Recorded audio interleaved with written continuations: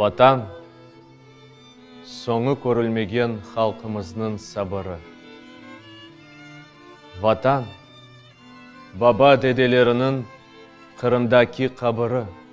Егер мен ватан деп, ғұрбетте өлсем, күрешкен егітлер сафыны бөлсем, қалбымны алыңыз, көксімні ярып, бір дуа оқыңыз, Қырымға барып.